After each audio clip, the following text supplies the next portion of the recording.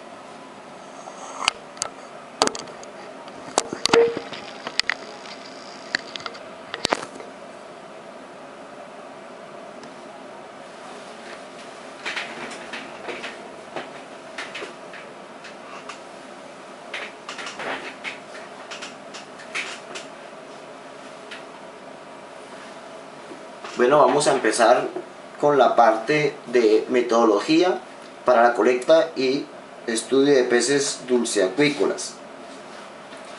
Cabe aclarar que al hablar de peces dulceacuícolas estamos hablando entonces de ese grupo de peces continentales. Esta metodología que vamos a tratar a continuación no incluye para nada entonces todo lo que tiene que ver con la parte de peces marítimos. Entonces demos comienzo a esta parte importante de los métodos de campo para este tipo de vertebrados.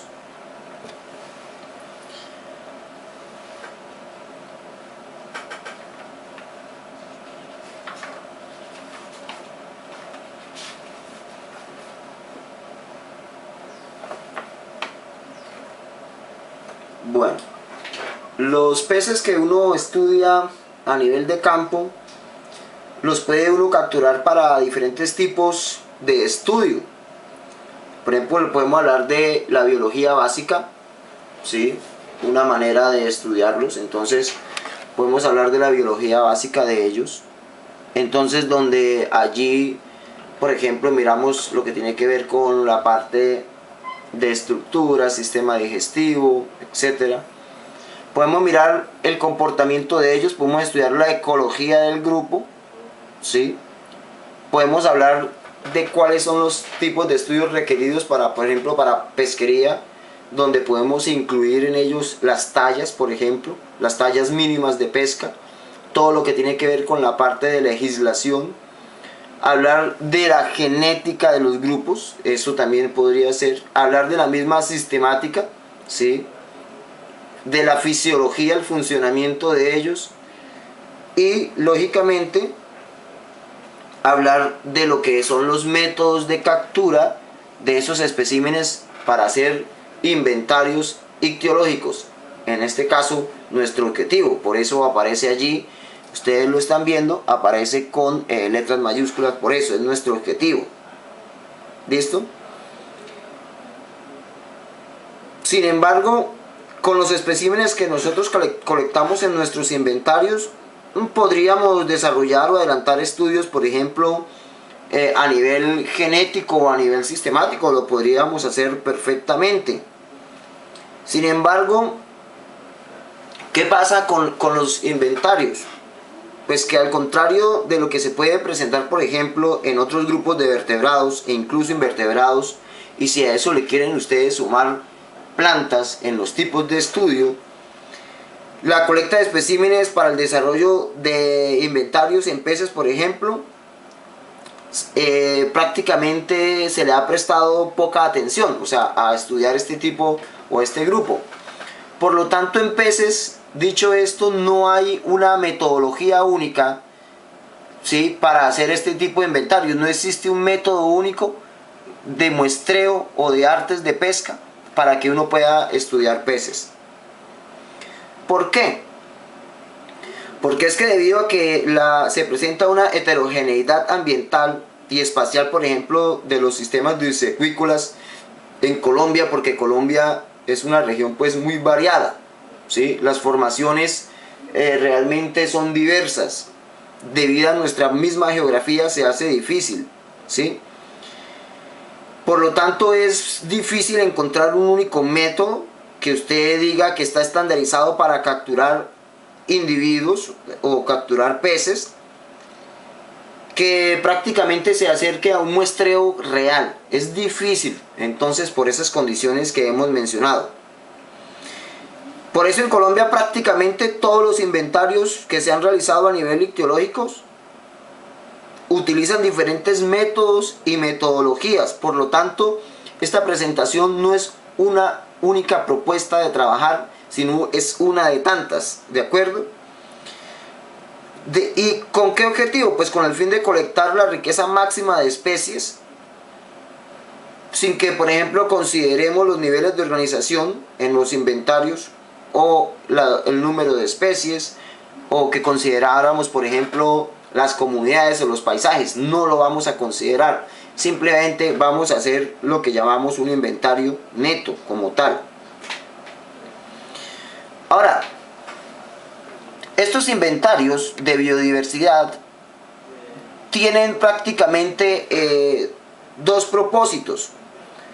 Uno de ellos es documentar la distribución espacial de los elementos biológicos, si así se le quiere llamar, o los peces. ¿Para qué? Para que se nos facilite, por ejemplo, describir y conocer la estructura y la función de los diferentes niveles jerárquicos que hay dentro de los peces, para que nosotros podamos hacer una aplicación, ¿sí?, de manejo, uso y conservación de esos recursos. Dicho de otra manera, esos inventarios nos sirven para describir y conocer la estructura y función de los diferentes niveles jerárquicos en ellos, de los peces, y también los inventarios nos van a ayudar a generar un manejo y una conservación del recurso ictiológico. Entonces, dicho de esta manera, nosotros podríamos mencionar dos tipos de objetivos en cuanto a los inventarios, ¿sí? Y hablaríamos de una caracterización de comunidades, que podría ser uno de los inventarios que nosotros hacemos, o los otros, lo que es sencillamente inventarios estrictos, que es lo que vamos a realizar nosotros en la salida de campo.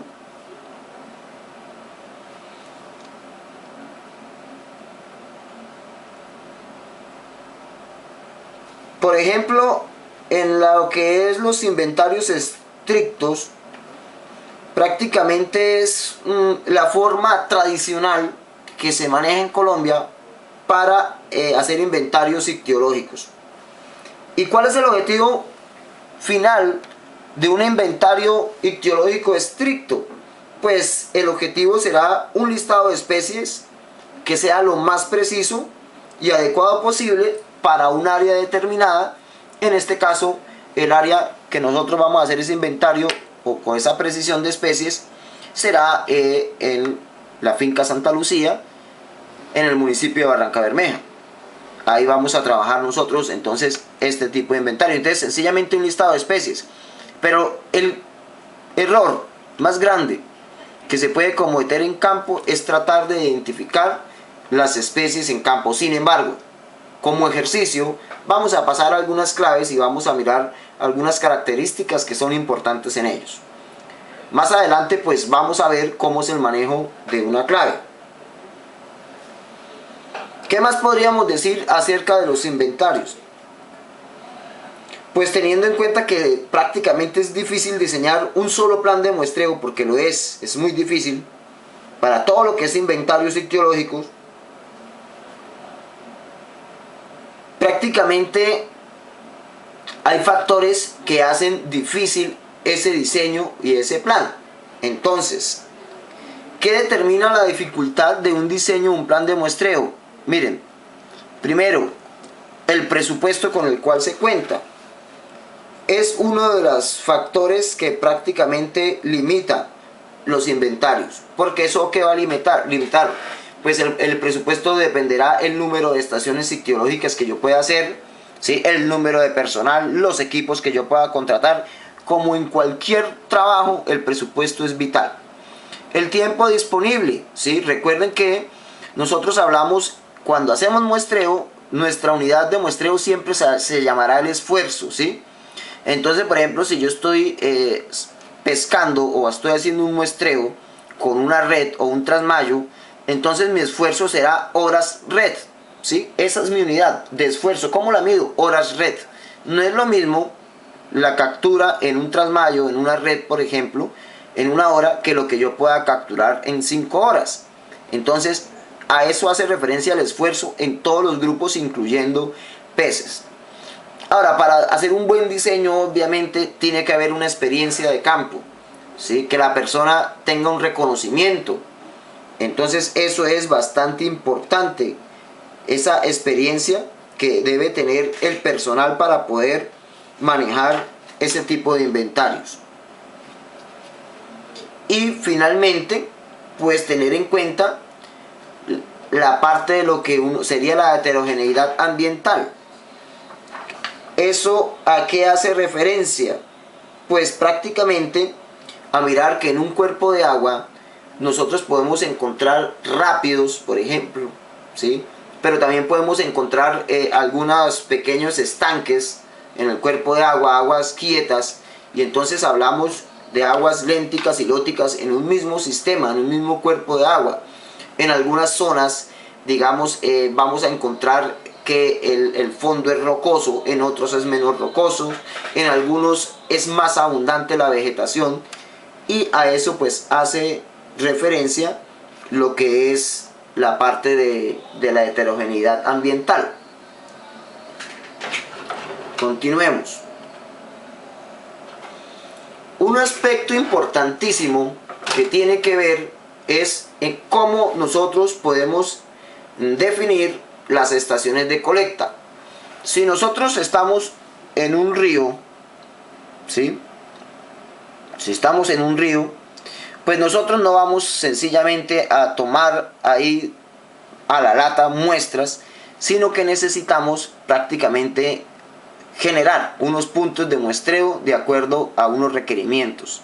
¿De acuerdo? Entonces aquí ustedes pueden ver un cuerpo de agua y aquí se van a generar diferentes estaciones de muestreo. Entonces, las estaciones a definir van a depender del área geográfica que nosotros debemos delimitar, ¿sí? Para hacer ese inventario. Entonces depende del área geográfica. Si es montañosa, si es plana, eso hay que tenerlo en cuenta. Entonces el área geográfica va a ser muy importante. Ahora, vamos a decir que nos vamos a enfocar en un inventario, por ejemplo, a nivel de caracterización de comunidades. Entonces, ya no es simplemente ir y tomar allí un número de especies, sino que hay que tener en cuenta allí entonces otros factores, ¿cierto? Factores ambientales, factores inter e intraespecíficos, ¿sí? De relaciones que hay entre los peces. Ahora, ¿qué es la idea? La idea es tratar de abarcar la mayor heterogeneidad de ambientes acuáticos que estén presentes en esta localidad, en el área que hemos delimitada, o en su defecto, digamos que las áreas que sean más representativas de ese lugar. En cuanto al número de estaciones o la definición de ese número de estaciones de colecta, dependen precisamente del tiempo y del presupuesto que se ha destinado para hacer ese inventario. Entonces, de eso depende el número de estaciones, y que es muy importante tener en cuenta. Digamos que una primera aproximación para la definición de las estaciones se puede realizar en etapas preliminares. Prácticamente la planeación y la ejecución del inventario es mediante, por ejemplo, la interpretación de imágenes, ¿sí? Para definir esas estaciones, basados, por ejemplo, en imágenes satelitales. Por ejemplo, podemos valernos de programas como el Google Earth, programas como el Magnasirgas, Otros programas también que existen, MaxSource, ¿sí? Que lo manejan, por ejemplo, todos los GPS Garmin manejan ese programa MaxSource, y esos nos permiten interpretar imágenes satelitales del área que se piensa estudiar. Eso es bien importante. Entonces, usar esas imágenes a través de esos sensores remotos y hacer o elaborar mapas preliminares de esa zona nos van a permitir prácticamente plantear muy bien nuestro estudio, así como por ejemplo lo recomienda Villarreal y otros en el año 2004 en los artículos de este señor.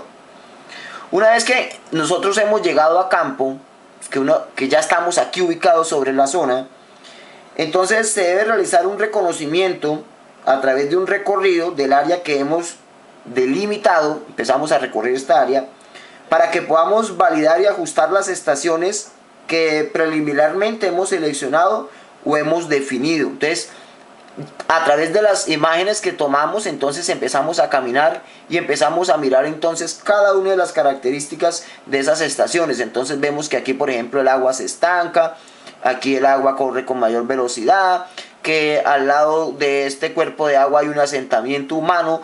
Todas esas características están dentro de lo que es el reconocimiento o la delimitación del área. Ahora, a cada estación que nosotros seleccionemos, vamos a suponer que aquí tenemos una estación, acá hay otra estación de muestreo. A cada una de esas estaciones se le debe asignar un código de reconocimiento. Por ejemplo, podemos decir ICT01, ¿sí? Lo cual significa estación ictiológica número 1. Y a su vez, a cada estación, a cada una de las estaciones que nosotros tengamos, por ejemplo, acá hay una estación, segunda estación, tercera estación, a cada una de esas estaciones, pues tenemos que tomarle todos los datos de altitud, debe ser georreferenciada, ¿sí? Y ser lo más preciso y aproximado posible en cuanto a la descripción. Por ejemplo, tenemos que hablar de la localidad, del municipio, etcétera. Allí, por ejemplo, tendríamos que tomar altura sobre el nivel del mar, la temperatura ambiente, la temperatura del agua, el pH del agua, si es posible, por ejemplo, mirar el oxígeno disuelto, ¿sí? Todos los datos necesarios, datos, por ejemplo, físico-químicos, cualquier tipo de dato, entonces es bien importante para que nosotros podamos entonces trabajar eso. Ahora, hay que tener en cuenta desde un comienzo, incluso antes de iniciar el muestreo o la colecta, para poder hacer unos inventarios bien serios, que las capturas de peces casi siempre se van a ver afectadas entonces por ciertos factores, ¿sí? Miremos esos factores.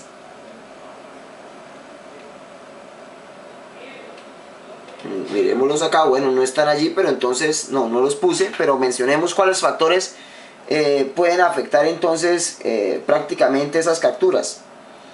Uno de los factores es la selectividad del arte de pesca, ¿sí? Entonces hay que seleccionar el arte de pesca de acuerdo al tamaño de las especies a capturar, de acuerdo a la abundancia relativa de las especies. Entonces esa primera parte de la selectividad del arte de pesca es importante, ¿sí? Para tener éxito en nuestra colecta. Otra característica que nos va a ayudar a tener éxito o fracaso es que tenemos que tener en cuenta que cualquiera de los métodos de pesca, ¿sí?, o de captura que utilicemos, cada método o arte de pesca tiene diferencias, ¿cierto?, en la eficiencia del arte, ¿de acuerdo? Y el hábitat, o sea, el arte de pesca va a estar muy relacionado también con el hábitat. ¿Qué quiere decir eso? Por ejemplo, nosotros en una quebrada, si estamos hablando de un cuerpo de agua, no podemos utilizar un arte de pesca, por ejemplo, como tirar la atarraya, porque la atarraya prácticamente no va a tener ningún éxito en una zona donde el agua es poco profunda, donde el lecho es rocoso. Ahí prácticamente la atarraya no tendría ninguna función. Entonces A eso hago referencia cuando menciono las diferencias en la eficiencia del arte de pesca y el hábitat. Por ejemplo, hay artes más efectivos para canales principales de ríos, lagunas y caños que otros artes de pesca que no funcionen, por ejemplo, en esos hábitats. ¿De acuerdo? Y lo otro que hay que tener en cuenta para tener éxito en las colectas es que existen cambios diarios y estacionales en el comportamiento de los peces. ¿Y eso qué afecta? La probabilidad de que capturemos a esas especies. Algunos peces son más abundantes, por ejemplo, en el invierno, otros son más abundantes en verano, pero generalmente en el verano, cuando el caudal del agua disminuye, pues nosotros vamos a tener entonces algunos cambios en cuanto a comportamiento en los peces, ¿sí? Que puede ser un cambio diario dependiendo de cómo esté la radiación durante el día, y eso hay que tenerlo en cuenta. Ahora es importantísimo que nosotros lleguemos a la zona, por ejemplo en Barranca Bermeja, allá donde vamos a estar trabajando, y debemos reconocer cuál es el arte de pesca que tradicionalmente ellos utilizan. Y eso es bien importante, súper importante. ¿Por qué? Porque eso nos va a permitir a nosotros entonces tener éxito. Hay que buscar pescadores de la zona que colaboren en lo que es el muestreo. Porque recuerden que nuestra función es hacer, sobre todo, determinar los grupos. Bien, sin embargo, existen artes o métodos, por ejemplo, de pesca que son poco selectivos, que independientemente de ciertas variables de hábitat o clima, son muy eficientes a la hora de capturar, por ejemplo, diferentes tipos de especies que estén presentes en el sitio que nosotros previamente hemos seleccionado. Por ejemplo, el uso de ictiocidas, de barbasco o la pesca eléctrica son no selectivas, pero son efectivas. Los ictiocidas se consideran un arte de pesca pues que no es recomendado, incluso prohibido, porque prácticamente lo que estamos enviando son venenos para los peces, ¿sí? Entonces todo lo que hace parte de los biocidas, los insecticidas, los fungicidas, los ictiocidas son utilizados para eliminar o sacrificar ciertos animales dependiendo de las características de esos productos. Entonces los ictiocidas, digamos que son venenos que están enfocados a sacrificar peces. Esa es una de las características, que sacrifica todo tipo de peces. No necesariamente, si yo quisiera estudiar una especie, puedo utilizar eso. El barbasco es el uso de ciertas vegetaciones o de ciertas plantas que poseen unas sustancias, ¿verdad?, con ciertas características y tienen la capacidad también de envenenar a los peces. Entonces se hacen ciertas trampas, se colocan las plantas sumergidas en el agua, se encierra un área y los componentes de la planta empiezan a difundir a través del agua, y los peces también entonces mueren por la sustancia presente en las plantas. Y la pesca eléctrica, que definitivamente es poco selectiva, pero muy efectiva, que tiene pues el cuidado de que se utilizan descargas eléctricas sobre el agua. Generalmente aquí un equipo generador de electricidad va sobre un bote, y pueden las personas estar en el bote y colocar unos electrodos en el agua y ir haciendo la descarga, para que entonces todos los peces que estén allí mueran. Se puede precisamente, si quiere uno hacer un encerramiento en el área, por ejemplo acá, podríamos encerrar y descargar corrientes eléctricas allí. Entonces, pero ojo, esos no son ideales pues para hacer inventarios, ¿sí? Otra cosa que hay que decir aquí de estos inventarios, que hay que tener en cuenta que los peces son uno de los grupos de vertebrados, digamos, que tienen la mayor diversificación en cuanto a morfología, y eso ha permitido que ellos puedan ocupar prácticamente múltiples hábitats, algunos de los cuales pueden ser, por ejemplo, casi inaccesibles para nosotros los humanos, ¿sí? Entonces ahí ya hay que mirar qué método de pesca se debería implementar. Por ejemplo, a nivel del mar, por decir algo, ciertos grupos que son de aguas profundas, fosoriales o zonas pelágicas muy profundas, pues ya tocaría, digamos, hacer métodos incluso de buceo para poder llegar hasta allá. Entonces eso es bastante complicado. Ahora, decíamos, y quiero hacer énfasis aquí nuevamente, es vital que uno pueda reconocer en el área delimitada las tradiciones de pesca. No olviden eso. Eso es bien importante. Y uno siempre debe contar con el apoyo de esos pescadores que nos puedan aportar esa experiencia para que tengamos éxito en la captura de nuestros individuos, obviamente. Sin embargo, digamos que hay cierta complicación en que solamente utilicemos los métodos tradicionales, y esa prácticamente estaría enfocado en el sentido que ese método de pesca que utilizan ellos en la zona sería muy selectivo para algunas especies, ¿de acuerdo? Y entonces perderíamos información de otras especies poco selectivas para un método, por ejemplo, de pesca tradicional que se tenga en esa zona. Entonces, no es que se descarte el método tradicional, pero tampoco es que sea el único método que vamos a utilizar en la zona porque es el tradicional. Por eso hay que probar, hemos dicho que no hay un método único para hacer inventarios ictiológicos, y por eso no nos podemos ni casar con el tradicional ni tampoco podemos dejarlo a un lado. Entonces nos tenemos que valer de los pescadores de la zona. Entonces eso que quede bastante claro. Bien, en cuanto a artes de pesca, ¿verdad? Pues en los artes de pesca son muy variados y hemos dicho que van a depender prácticamente de todo lo que tiene que ver con las zonas geográficas, ¿sí? Con cada uno de los ecosistemas. Entonces hay que adaptar o hay que mirar cuál es el mejor arte de pesca, y hay que seleccionar entonces los equipos de capturas adecuados que podamos utilizar nosotros en esos artes de pesca. En términos generales encontramos pues diferentes equipos de captura. Entonces ustedes pueden ver acá, aparecen las redes de ahorque, ahorita pues hablamos de ellas, ¿cierto? O también las llaman agalleras. Podemos utilizar las nazas, anzuelos y líneas, podemos usar redes de fondo, podemos utilizar incluso trampas de pesca y la pesca eléctrica, que sería otro equipo, pero les decía que prácticamente bajo ciertas circunstancias podríamos nosotros utilizar este tipo de pesca.